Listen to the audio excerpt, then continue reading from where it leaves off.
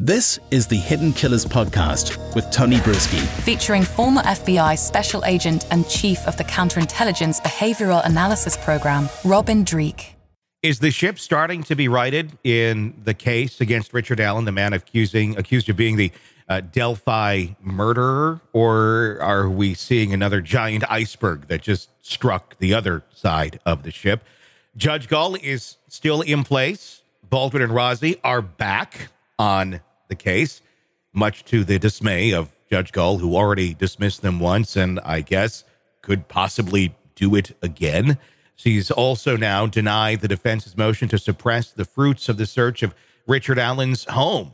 And for good measure, she also denied the defendant's motion regarding the unspent shell casing and the Franks hearing that was also requested. It came very close to getting to take a look at the law enforcement and their actions and their reasons for going after Richard Allen in the first place, arresting him and charging him with the crime. Lots of questionable behavior there with Tony Liggett and his crew, but we're back with Gull, and she seems to be that, RoboCop, if you will. Nothing is going to get by Judge Gull, especially with her still being in power. Dreeke, retired FBI special agent, joining us to discuss, some pieces of the puzzle moved.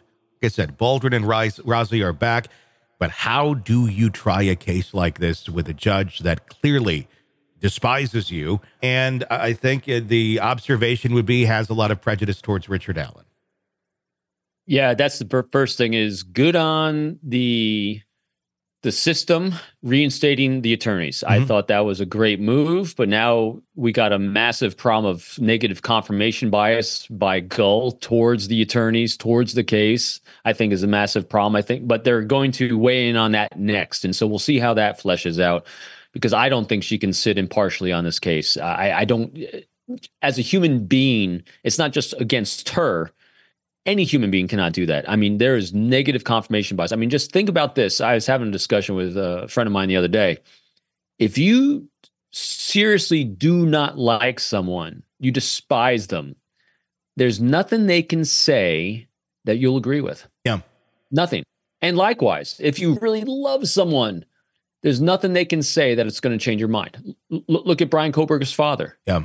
Standing by his son. There's nothing Brian, any accused could do to change his mind about his son. It's very difficult to overcome these confirmation biases. Yeah. And she has it towards those attorneys.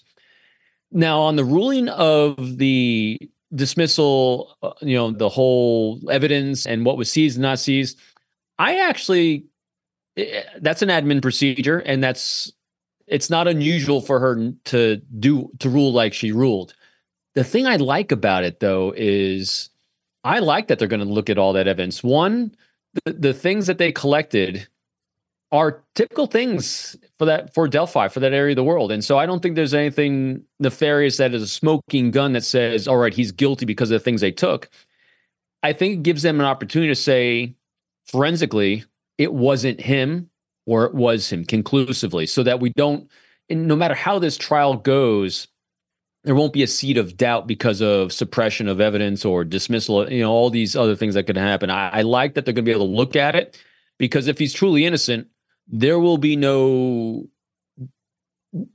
forensic data on that evidence that's going to say he's guilty. So I kind of like that they're going to look at it. And it was, from what I read and what I understand, it was completely in character for her not to dismiss it. 100%. And I guess the question is, why has she not recused herself yet? Why, because we keep going down this road. Is this someone who is just so dug in and, like you said, has this confirmation bias where there is nothing that is going to be said to make her agree that maybe I should step away?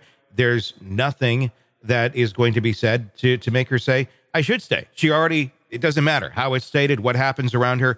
Either way, the information is going to come across to her the same way because of that confirmation bias that she has. Why stay? Why stay even for her own good? I mean, the optics on this are not good. I know she has a lot of ambitions to probably get up to the Supreme Court.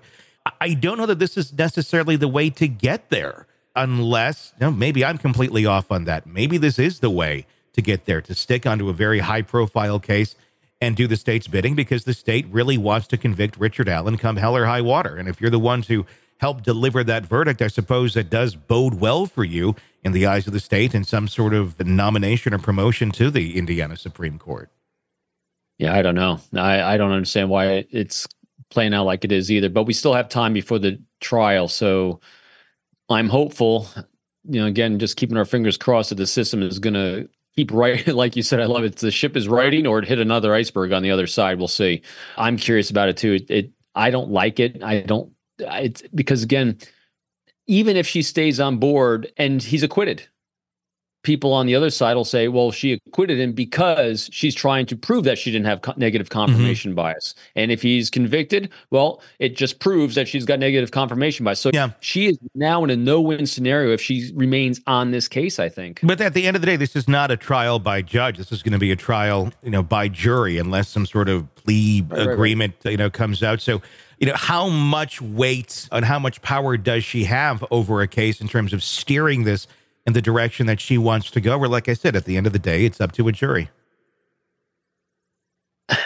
I don't know. To me, it all starts at leadership at the top and the tenor in the courtroom. I mean, all these little things are data points of emotional connection that people make. I mean, so here's an example, I think, with the Alec Murdaugh case, Judge Newman set the tenor in that courtroom of you believed in the system and the process because of how he presented things, how the instructions were given to the jury and all those things. And now with the court of the clerk coming into question, it's undermining him a little bit, even though it was the jury. See what I mean? It's that judge that kind of sets the leadership in that courtroom. So even though it's up to the jury, they're the ones giving the instructions. It's their nonverbals that are going to come across to the jury of what, because remember, the jurists are just you and me. Yeah. They're looking for cues of the world around them, from the attorneys, from the subject, to the judge, to the court of the clerk. All these individuals we are taking in information from to help our decision-making process on guilt or innocence.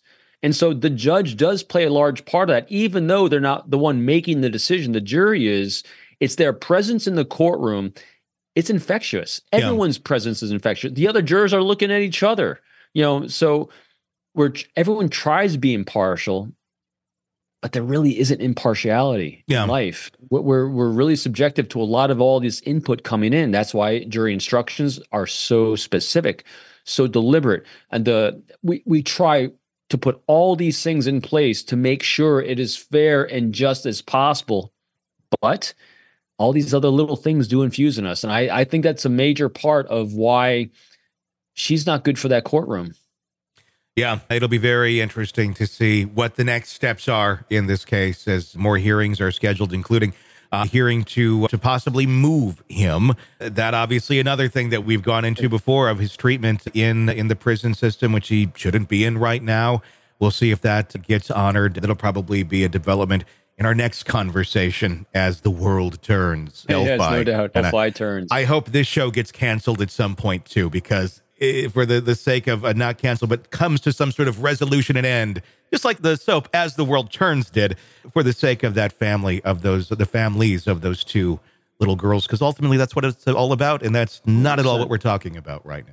100%. Sick of the ads? We are too. Start listening with no commercials now and get access to all of our episodes in advance of everyone else. Become a True Crime Today Premium Plus subscriber on Apple Podcasts. Search True Crime Today Premium Plus on Apple Podcasts or go to our podcast page and sign up now. True Crime Today Premium Plus. Sign up now.